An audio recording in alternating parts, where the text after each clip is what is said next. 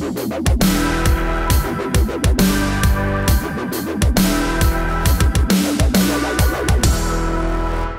yesterday there's an article that appeared in the Chicago Tribune, which you can count on always to be telling the unvarnished truth.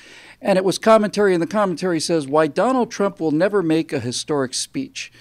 And he's referencing, of course, the speech that Donald Trump made in Poland and went to great lengths to explain to us why that historic speech was not historic at all. And basically it came down to the fact that it's a white supremacist speech. Imagine my surprise. Hi, everybody. I'm Bill Whittle here with Steve Green and Scott Ott, and this is your right angle on Donald Trump's speech in Poland. To me, I thought this was a very, very good speech, and I thought it was a good speech because our alliance with Poland and places like Poland are very, very important.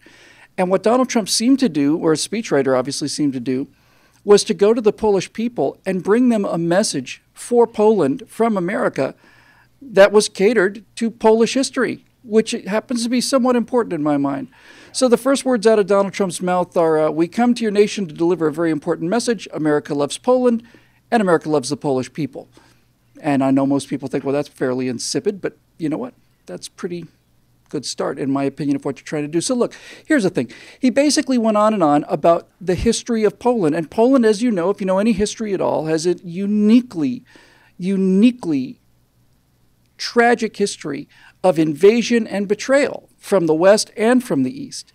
He talked about this. He said, on June 2nd, 1979, 1 million Poles gathered around Victory Square for their very first Mass with their Polish Pope, and that day every communist in Warsaw must have known that their oppressive system would soon come crashing down. Steve, that sounds Reagan-esque to me. That sounds as if somebody is there who is proud of his civilization, proud of the fact that the Poles fought against Soviet communism, proud of the fact that Lech Walesa and John Paul II were key elements in ending the Cold War and destroying the most awful system in the history of the world. And I don't find that to be a trivial thing at all. What do you think?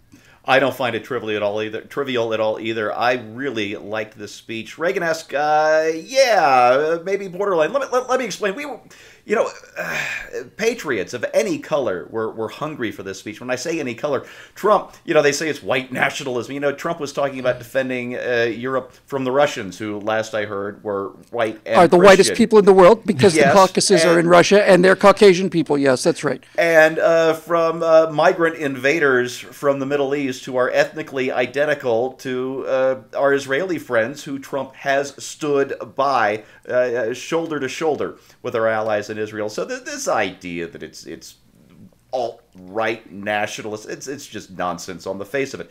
That said, we were hungry for a speech like this because it's been so long. We had 8 years of these lectures from Barack Obama, these apology tours and all the rest, talking down the West.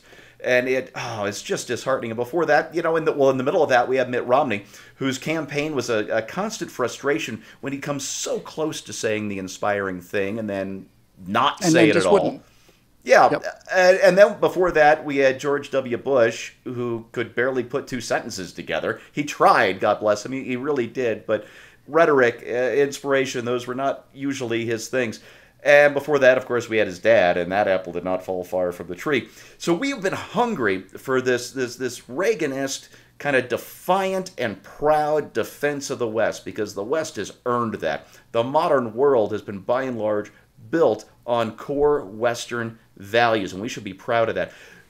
Where Trump fell short, and I don't mean this as I'm trying to negate everything he said. Where Trump falls short is Reagan was a real, despite his reputation as a dunce, he was a genuine political philosopher. If you read his notes and letters, he could sit there or stand there at the podium and tell you why the West was so great. And Trump falls short there. He's not a political philosopher. It's not his thing. But we were so hungry to hear those words that, yeah, I'm willing to slap the label Reagan-esque on there, because it might have just been dessert instead of the whole meal, but I really wanted that dessert.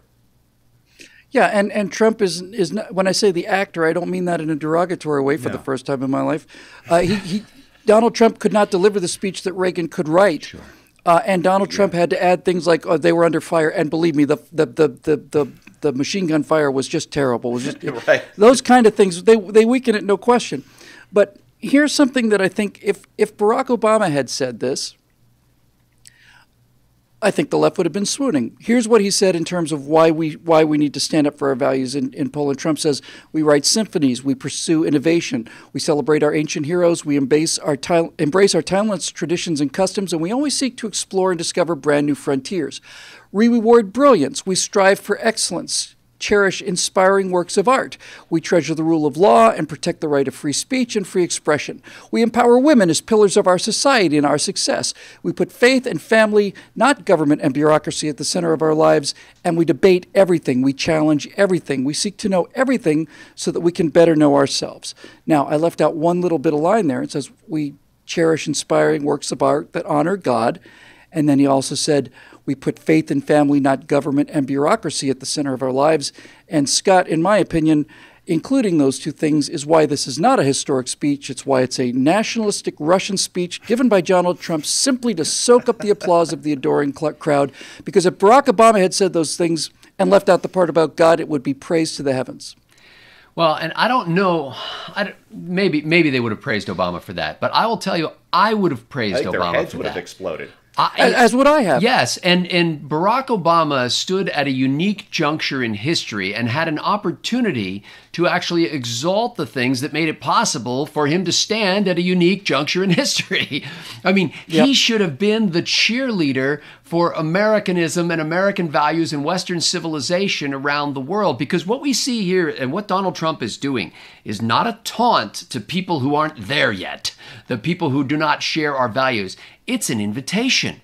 It is akin to saying, it's always been a mystery in the church, for example, as to why the people of God benefit by the praise of God. Like when you praise God in worship, why is that good for you? Because it's an inherently good thing to praise God. It is an inherently good thing to elevate the truths of liberty and justice and all of that makes America great, not in a sense of, we're great and you're not, but in a sense of, this is how the world could be, and this is how the world has increasingly become since our little revolution a few hundred years ago, and we invite you into that. Poland has accepted the invitation. Who's next? Yeah. And the speech, by the way, was, aside from saying that American people love Poland, that was all he said about America. The entire speech was about Polish history. It was about Polish courage. It was about Polish determination. So for this idiot who says that it's a white nationalist speech, let me just say that Poland is filled with white people and fought to the death against the white people from Germany who came to exterminate everybody who wasn't white. And when they were finished with them, they fought against the white people from Russia who also came to exterminate freedom and so on. Donald Trump's entire speech was about the essence of Polish history, especially during the second half of, the first half of the middle, I should say, of the 20th century. It was remarkable. And I'll just close with one more quote that he had. He wrote, "Just as Poland could not be broken, I declare today for the world to hear that the West will never, ever be broken. Our values will prevail, our people will thrive, and our civilization will triumph." And then there was applause. And then the audience, for maybe the fifth or sixth time during the speech, started chanting, "Donald Trump, Donald Trump, Donald Trump." And if you want to know why this is not a historic speech, that's why. Because the people of Poland heard a message about Polish history. They heard a message about Polish courage. They heard a message about Polish determination. They heard a message about Polish suffering. They heard a message about Poland standing up for Western values. And they heard it from an American president who wasn't there to lecture them on how they should simply just bow down and bare their neck to the people who want them dead. So I'm not a bit surprised that they chanted Donald Trump, Donald Trump, Donald Trump. And I'm also not a bit surprised that the Chicago Tribune could say that the man's incapable of giving a historic speech, because giving a historic speech means giving a speech that has some history in it. And God knows that the previous occupant of the White House knew American history. He just couldn't bear to bring himself to mention any of it. And the same for Polish history as well. Miserable low-life communist swine at the Chicago Tribune and the rest of those people, I think they should be ashamed of themselves.